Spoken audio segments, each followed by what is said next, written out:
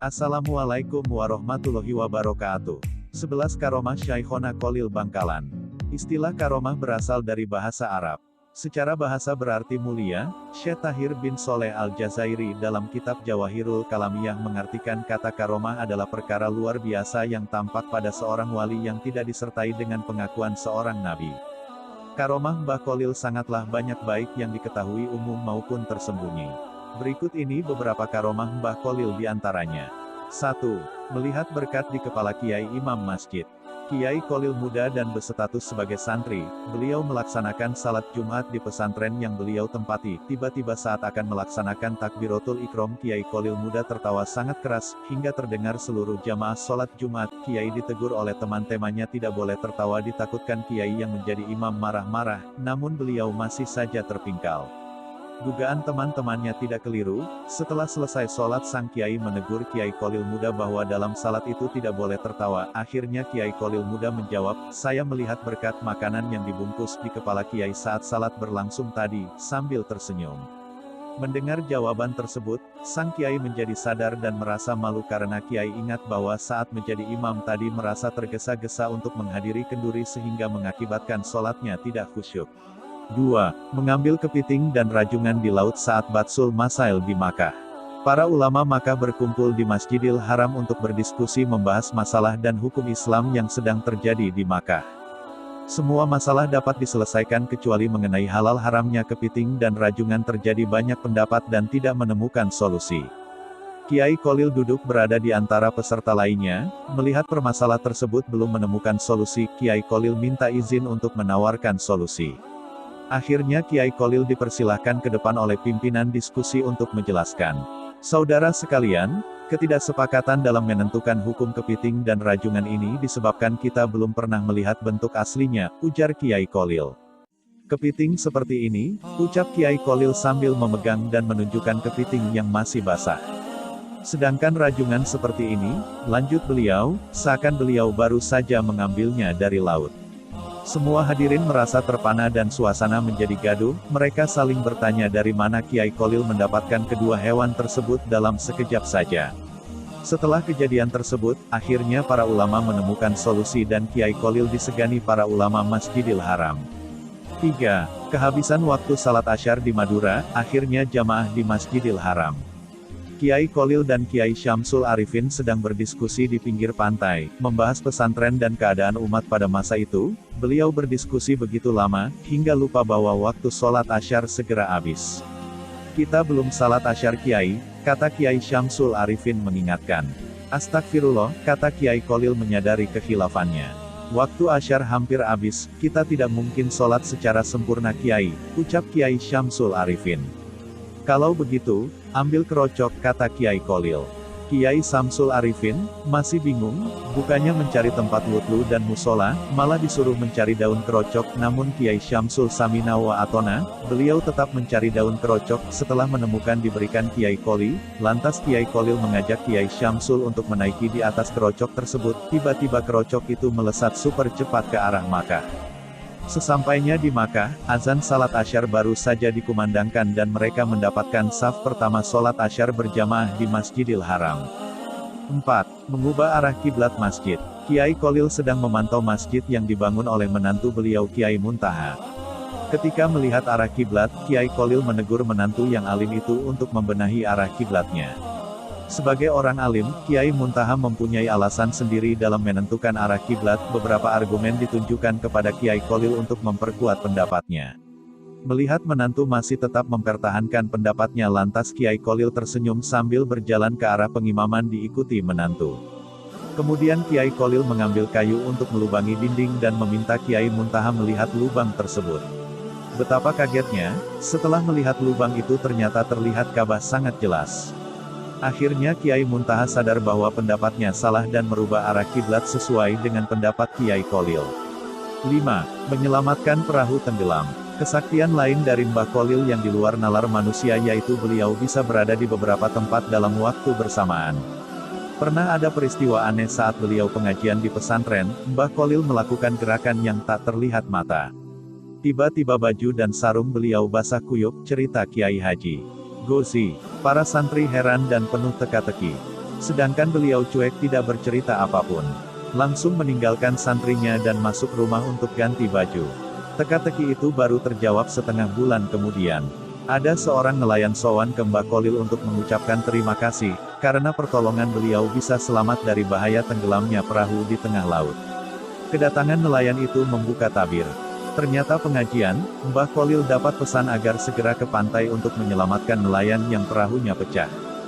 Dengan karomah yang dimiliki, dalam sekejap beliau bisa sampai laut dan membantu si nelayan itu, papar Kiai Haji Gozi yang kini tinggal di Wedomartani Ngemplak Sleman ini. 6. Menyembuhkan orang lumpuh seketika. Dalam buku yang berjudul, Tindak Lampah Romo Yai Syekh Ahmad Jauhari Umar, menerangkan bahwa Mbah Kholil Bangkalan termasuk salah satu guru Romo Yai Syekh Ahmad Jauhari Umar yang mempunyai karomah luar biasa. Diceritakan oleh penulis buku tersebut sebagai berikut, suatu hari, ada seorang keturunan Cina sakit lumpuh, padahal ia sudah dibawa ke Jakarta, namun belum juga sembuh. Lalu ia mendengar bahwa di Madura ada orang sakti yang bisa menyembuhkan penyakit. Kemudian pergilah ia ke Madura yakni ke Mbah Kholil untuk berobat.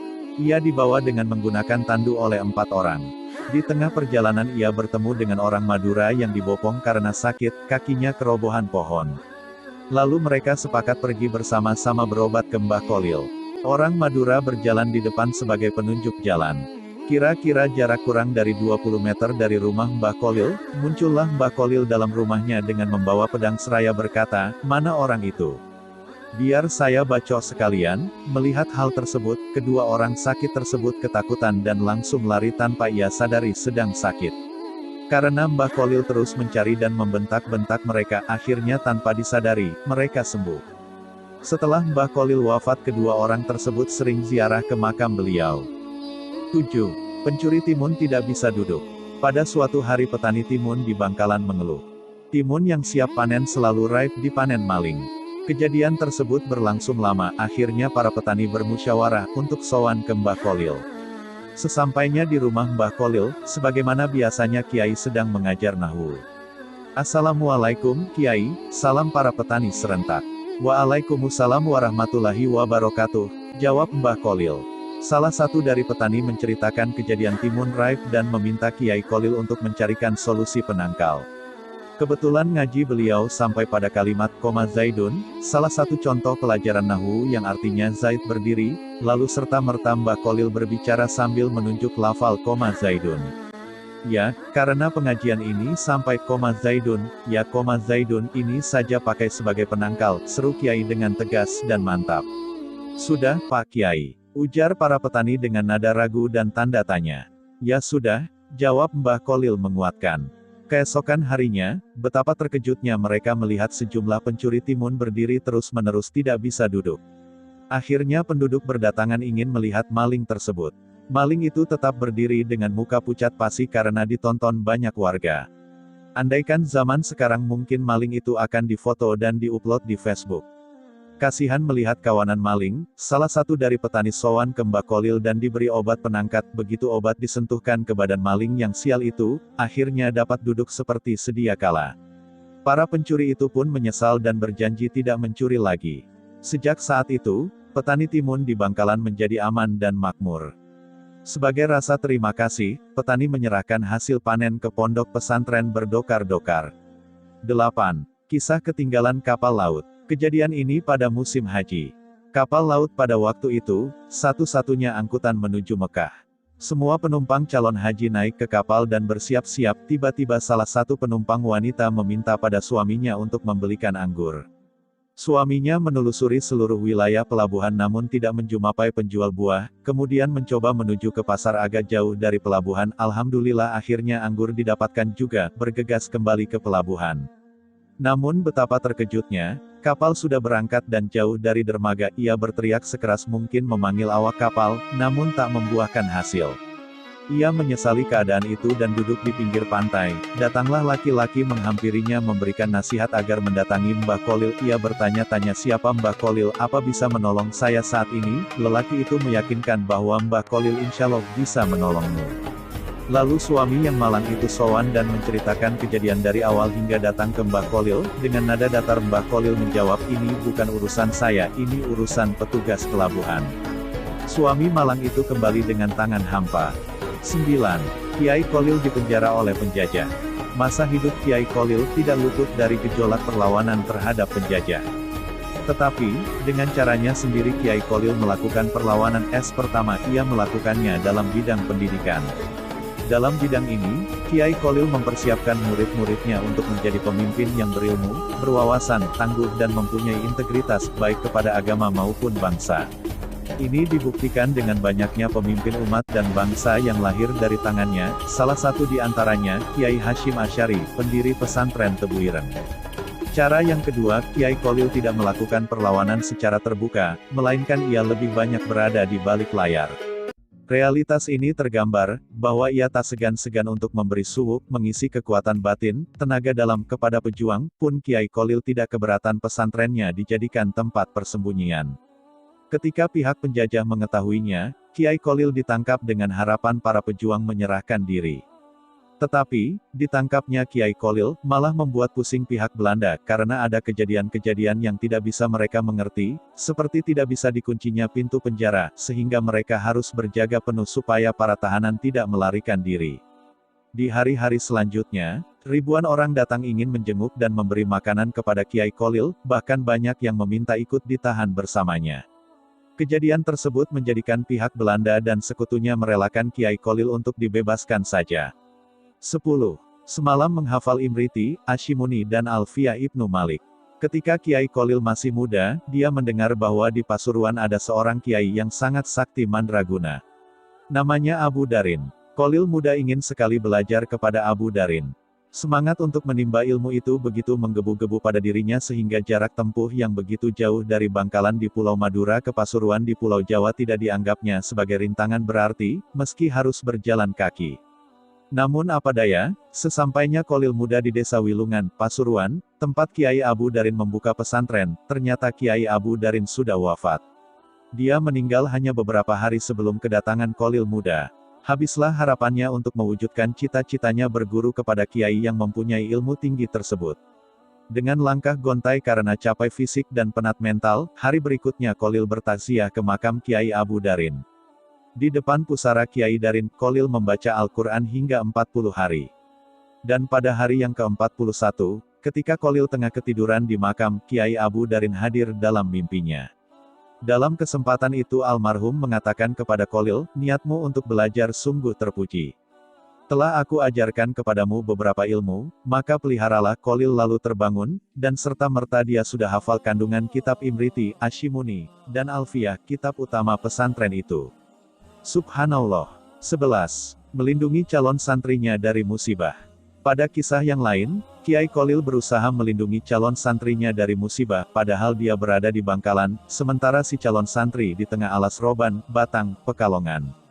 Menurut cerita si calon santri yang bernama Muhammad Amin, ia berangkat dari Kempek, Cirebon, bersama 5 orang temannya, menuju Madura, untuk berguru kepada Kiai Kholil.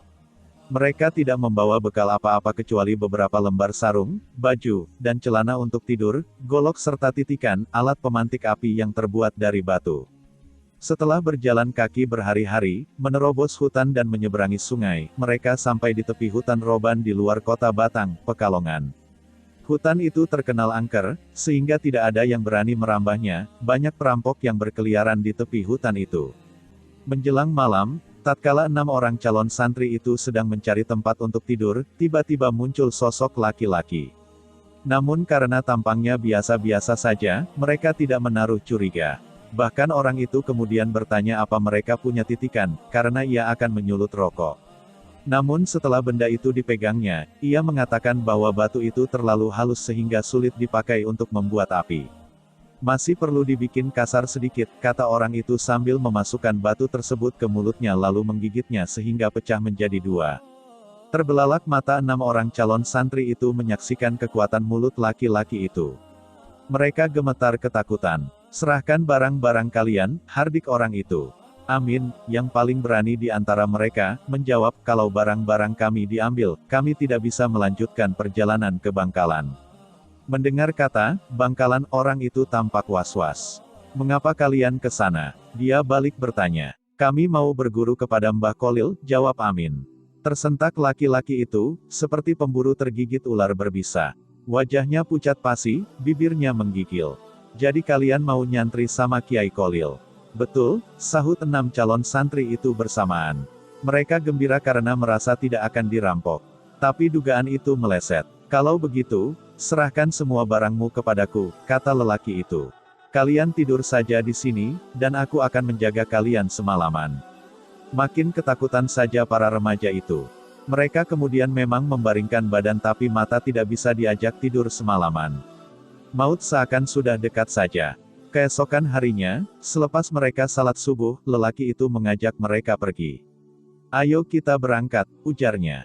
Kemana? Tanya para calon santri. Akan kuantar kalian keluar dari hutan ini agar tidak diganggu oleh perampok lain, jawabnya tampak ramah. Dalam hati mereka bertanya-tanya, apa maunya orang ini? Namun sebelum pertanyaan itu terjawab, orang itu berkata, sebenarnya kalian akan aku rampok, dan menjual kalian kepada ondernaming untuk dijadikan kuli kontrak di luar Jawa. Tapi ilmu saya akan berbalik mencelakakan diri saya kalau berani mengganggu para calon santri Kiai Kolil. Sebab guru saya pernah dikalahkan Kiai Kolil dengan ilmu putihnya. Maka 6 remaja dari Kempek itu kian mantap untuk nyantri ke Bangkalan. Terlebih lagi baru di perjalanan saja untuk menuju pesantren Kiai Kolil mereka telah memperoleh karamah dari pemimpin pesantren tersebut. Tulisan ini diambil dari beberapa sumber, sedikit kami merubah tata bahasa untuk memudahkan pembaca. Demikianlah 11 kisah karomah dari Syaikhona Kolil Bangkalan. Semoga kisah ini dapat menambah ilmu dan kecintaan kita kepada para aulianya Allah, yang masih ada ataupun sudah meninggal. Serta meningkatkan kualitas keimanan dan ketakwaan kita kepada Allah Subhanahu wa Ta'ala. Amin Allahumma amin. Jangan lupa dukung channel kami dengan cara like, komen, dan subscribe. Ikuti terus channel kami ini, karena insya Allah akan ada banyak lagi kisah-kisah Islami lainnya untuk kita pelajari bersama. Sekian, wassalamualaikum warahmatullahi wabarakatuh.